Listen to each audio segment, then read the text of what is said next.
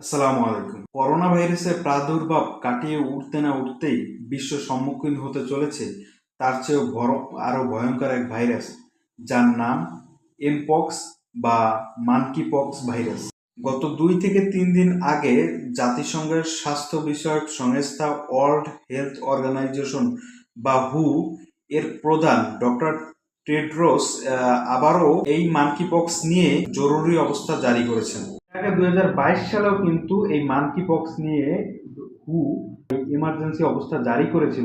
2023-এর দিকে এসে এর প্রাদুর্ভাব শেষ হয়ে যাওয়ার পর তারা সেটাকে বিলুপ্ত ঘোষণা করেছিল, কিন্তু 2024-এ এসে আবারও রিপাবলিক অফ কঙ্গো থেকে সংক্রমণ হওয়া শুরু করেছে এবং এটি অনেক ভয়াবহ রূপ ধারণ করেছে, যার ফলে আবারও জাতিসংঘ এটাকে ইমার্জেন্সি অ্যালার্ট হিসাবে জারি করলো। এই ভিডিওতে মূলত এমপক্স কি, কিভাবে, কেন, বিস্তারিত এখন পর্যন্ত কোন কোন দেশে ছড়াইছে এবং কতজন আক্রান্ত হয়েছে সব কিছু নিয়ে, কিভাবে এর লক্ষণ, কিভাবে থেকে বেঁচে থাকবেন, কোন কোন কাজ করলে এমপক্স হতে পারে এবং বাংলাদেশে এমপক্স এখন পর্যন্ত আসছে কিনা সেই বিষয় নিয়ে আলোচনা করবো ইনশাল্লাহ। তো চলুন শুরু করা যাক। এমপক্স বা মানকিপক্স মূলত এটা বানরের মাধ্যমে প্রথম উৎপন্ন হয়, পরে সেটা মানুষের মাধ্যমে ছড়ায়।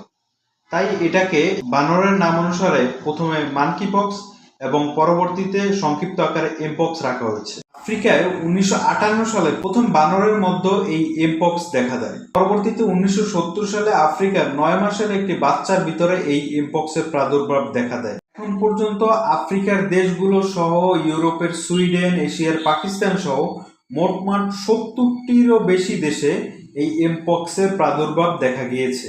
চীন অলরেডি এই এমপক্স নিয়ে তাদের তৎপরতা শুরু করে দিয়েছে। এই এমপক্স ভাইরাসের দুটি ভ্যারিয়েন্ট আছে, একটি হচ্ছে ক্লান্ট 1 এবং দ্বিতীয়টি হচ্ছে ক্লান্ট 2। 2022 সালে যখন এটি সংক্রমিত হয়েছিল মানুষের ভিতরে, তখন মূলত সেটি সংক্রমিত হয়েছিল ক্লান্ট 2, যেটা ততটা একটা ভয়াবহ ছিল না। কিন্তু 2024-এ এসে ও আগের 2022 সালের যে এমার্জেন্সি অবস্থা সেটা 2023 সালে বিলুপ্ত করার পরও 24-এ এসে আবারও এমার্জেন্সি অবস্থা জারি করার কারণটা মূলত কারণ হচ্ছে 2022 সালে যেটা সংক্রমিত হয়েছিল সেটা হচ্ছে ক্লান্ট 2 এবং 2024 সালে যে ভ্যারিয়েন্টটা আর কি সংক্রমিত হচ্ছে, আরো পরিণত যে ভ্যারিয়েন্টটা সংক্রমিত হচ্ছে সেটা হচ্ছে ক্লান্ট 1, যেটা কিনা ক্লান্ট 2-র চেয়ে অনেক ভয়াবহ। আগের চেয়ে এখন পর্যন্ত আপনার এই সংক্রমণের হার বেড়েছে 160% এবং শতকরা মৃত্যুর হার বেড়েছে 19%।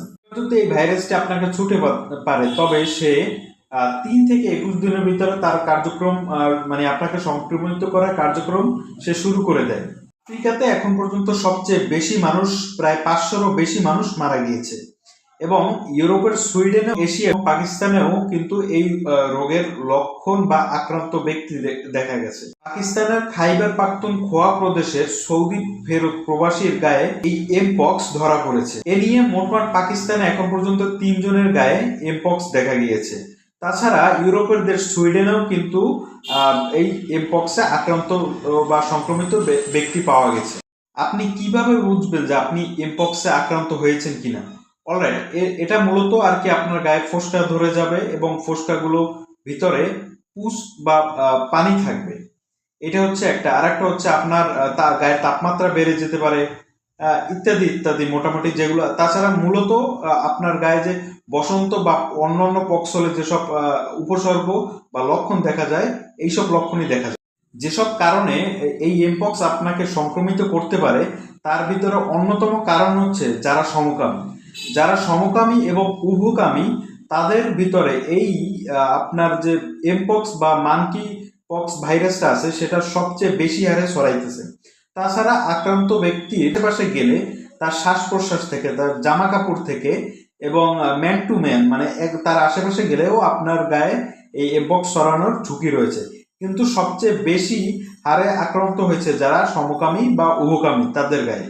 এখন পর্যন্ত এই এমপক্সের জন্য কোনো প্রকার টিকা বা ভ্যাকসিন আবিষ্কার হয়নি। বাঁচার উপায় জানতে চান তাহলে বলবো, যারা সমকামী উভকামী হচ্ছেন তাদেরকেই কিন্তু বেশি আক্রমণ করতেছে।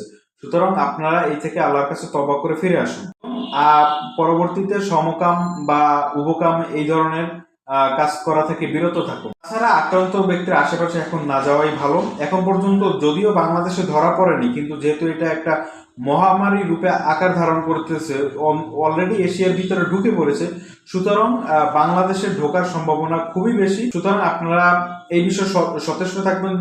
যখনই কারো ভিতরে এই প্রাদুর্ভাবগুলো দেখতে পাবেন যে পক্স হচ্ছে বা এই ধরনের কিছু হচ্ছে, তখনই পার্শ্ববর্তী হসপিটালে বা জনস্বাস্থ্য যে কেন্দ্রগুলো আছে সেখানে যোগাযোগ করুন, তাকে ভর্তি করান এবং চিকিৎসার ব্যবস্থা করুন। এই ধরনের আরো ইনফরমেটিভ ভিডিও পেতে চ্যানেলটিকে সাবস্ক্রাইব করে রাখুন এবং পাশে থাকা বেল বাটনটিকে বাজিয়ে রাখুন, যাতে ভিডিও সবার আগে নোটিফিকেশন আপনার কাছে যায়। দেখা হবে নতুন কোনো ভিডিওতে। ততক্ষণ ভালো থাকুন, সুস্থ থাকুন। আল্লাহ হাফেজ।